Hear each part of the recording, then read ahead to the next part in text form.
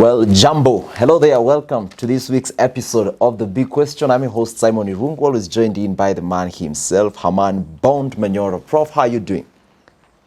Good. You good? Very good. Now let's jump into today's conversation, Prof. It is on the meeting that took place at Kamukunji and some of the agendas that were passed by Raila.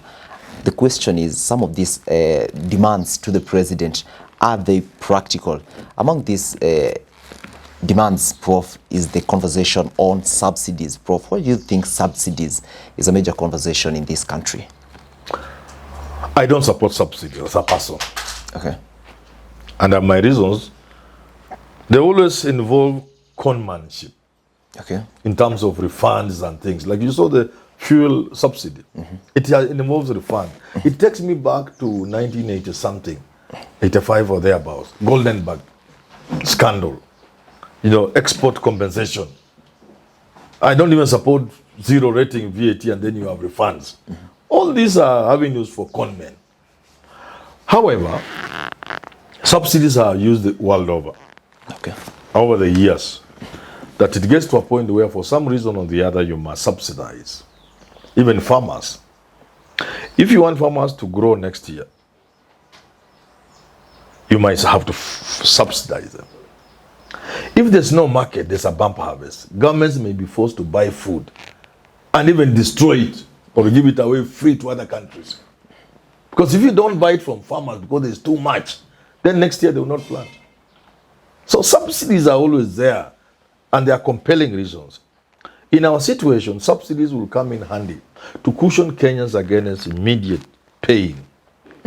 Because if you leave it to the forces of the market, Unga can hit 500 shillings. Can you be in State House if Unga goes to 400 shillings? No, people are going to carry you out of State House. Yeah, they will carry you out of State House, which is not good.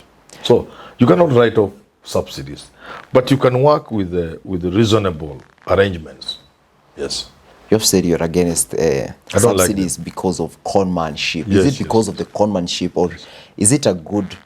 As an idea, the idea of subsidy. Okay. It is a good idea because it works globally. Even rich nations like America subsidize their farmers. So how will it be a bad thing? But in our situation, it is exploited by con men to con us of money, to make themselves rich. But so you need to read the self of those ugly parts, and then you implement it. Sometimes you can't avoid it. With the subsidies of Prof, how do you see the Ruto's government economy, taking place? Is it going to be successful with the subsidies off, or do they have to pull up their socks in order for the subsidies agenda to take? On their own, subsidies cannot grow an economy or block it from growing. Okay. Subsidies are supposed to be temporal measures. Temporal measures to solve an immediate problem. Which, if you don't solve even those big things you are talking about, they will not work. If you say I'm not going to subsidize unga, maize flour, and that's the main food, and then it hits 500 shillings. Even with your big plans, where will you be? You'll not be president. You'll have left State House. Okay. So you need to keep people. Then should the government consider the advice from the opposition side? Perhaps bring back the subsidies. But you see, it's not for opposition to tell the government to give subsidy. But they guide the government. What argument do they have? Are they having workable arguments? Or just to say subsidy? No, you give alternatives. Is the opposition giving workable alternatives? Do you think I didn't read that thing well because I tell you where I was in issues. I looked at a few of them, I found them laughable. Why are you begging government? You don't beg government. You tell government, you can't do this, we are going to do it, that's why we are taking over this government from you. It didn't come out the idea of the opposition wanting to take over government. The opposition should not turn itself into an outfit to lament and to beg government. The opposition must point out what is wrong and give solutions. And say, to the extent that you are not capable of implementing these programs, you are taking over government. Okay. Yes.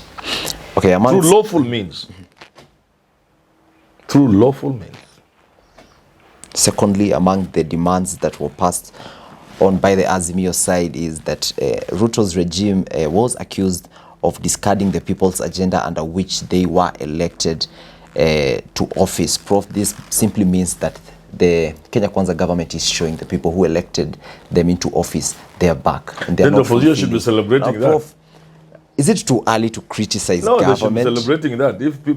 If Ruto has abandoned the people, then the people will go to them. How many months Why would you after worry the about elections? that? You should be happy, you should be celebrating. Why would you point out to him? So you're just saying maybe some of the things the agendas they passed were just, you know, to have a conversation. I read a bit of those. They were not well thought out. You don't lament, you don't beg. You point out, show alternative, and say you are incapable of doing this. If you want to do it, we see. Then next time you are saying, we told you can't do this. We have tried to show you even how to do it, you have refused. Get out of State House, we are coming there tomorrow. You have said some of the agendas. Through lawful means, again. You have said you looked at some of these agendas and they were not making sense to you, Prof. Then this means that such meetings are going to cause damage to the Azimio team if they continue pointing out non-issues. Who told you these meetings want issues?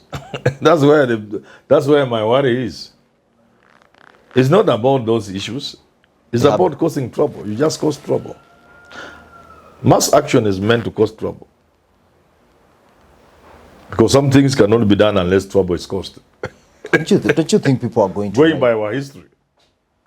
Don't you think people are going to write off these meetings because these are non-issues? You think the people who attend those meetings want to listen to issues? The only thing those people want to listen is Ruto is not a good man, he must go away.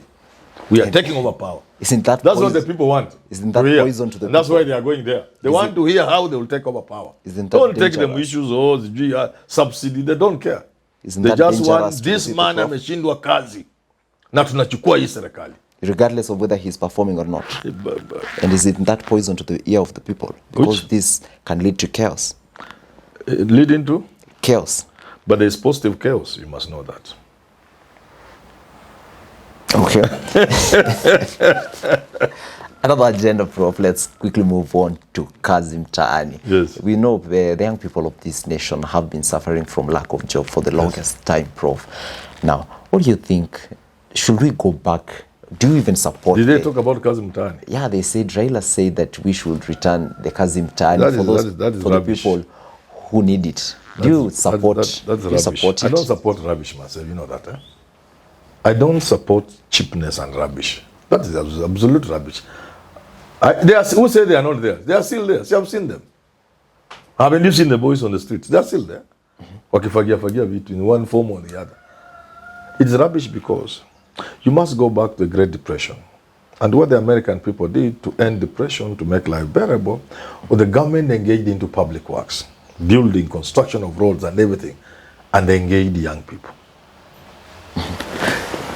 Productive, so that you are not just giving people money, you are doing things to mitigate the economic challenges of the day. Get it? Okay. Even if you engage in stimulus packages like we had under Uhuru Kenyatta as finance minister and later as president, you don't do them for the sake of doing them. You don't just throw money at things. No, you don't just throw money at things. You don't throw money at young boys, say kazi kwa mitaa, which is what Azimio seems to be saying. You engage the people meaningfully. Engage the people meaningfully. Then you can call it what you want to call it. Not kazi mitaani. That's rubbish. Since, Prof, you're rubbish. Even the boys themselves feel ashamed of what they are doing. You give a boy a slasher just. Wanapiga story tu, wanaangalia Facebook, wanaangalia WhatsApp. They don't then they go in the evening. They feel used and abused. There is dignity in labor. Dignity in labor, meaning you know your sweat has contributed to producing something. Human labor is supposed to be some dignity of sorts. If someone told you, Simon, I've looked at you. Okay. You're a young man. You want to have a drink once in a while. You don't have money. You want to take your girlfriend out. You don't have money. I have sympathized with you. come to my place every day, hang around outside there, just bask, and at the end of the month I give you 100,000. Yes, you money is good, you like it, but don't you feel abused? The example, is it practical? I'm saying that's what the government is doing. Okay. That's what Kazi Komitani thinks. We have sympathized with you, we'll pay you 500 shillings per day for doing nothing or for doing very embarrassing things, which you know are useless. That's not how you do it. Find something sensible, production, something of economic value, something of social value, and engage the young men and women. Even when you go home in the evening, you feel you've contributed, you made something, you've done something, you have worked. Your labor is contributing to something. When you pass there 10 years later, you can say, si ndio tulijenga hii hostel kwa shule. Hii si ndio tulijenga hii kitu. Hii hospitali wagonjwa walikuwa wanapataga shida sana before we started the program of visiting people who are discharged from hospital. We started a program. It doesn't need to be something physical. It can even be social. We started a program of visiting ex-convicts. When the moment somebody is released from jail after serving term, we were part of the team that will go and make sure he's accepted back in the community, and we made follow-ups. You can think about it 50 years later in your sunset years, sitting under a mango tree like mine at home where my father used to sit, where now I'm sitting as an old man. That's what I'm talking about. But to give boys slashes and they just roam the estate, you are abusing them. You are insulting them. Prof, let me ask you this. Since you've rubbished most of the demands that were given by the opposition side. The ones I've seen and the ones you have mentioned. Give me one that makes sense. These were among the major ones. Then these were among the highlighted demands. To just say, Ruto, you are not doing well. We're expecting you to do 1, 2, 3. And this is how we should do it. If you don't, we shall take over power. How should they put their message to William? So that they don't look to be lamenting and begging. Not even criticizing for the sake of criticizing. That's what an opposition is supposed to do. An organized opposition is an alternative government, a government in waiting. And I've told Kenyans, going forward, the opposition must not wait for the next election. If this country must move, to move fast enough to take care of the young people we are giving birth to and our grandchildren, nobody should look at things in terms of 5 years. Anybody who takes power in 2022 must know that if they don't deliver in 2023, they can go home. Just like in the UK, the government is always on its toes. A vote of confidence, no confidence, is always being brought to Parliament, House of Commons, all the time. And the Prime Ministers, this guy who took over, he was the 3rd Prime Minister in the UK in 7 weeks. How many weeks? 7 weeks. He was the 3rd Prime Minister in how many weeks?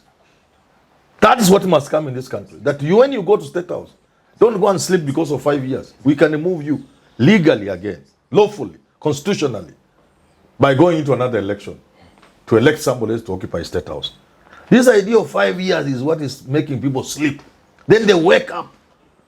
Then we spend so much resources and time fighting for re-election, and others fighting to take over power from you. We want to take over power from you the second day. You take oath of office today, tomorrow we want that job from you. Then you deliver for the people of Kenya. Okay. Thank you.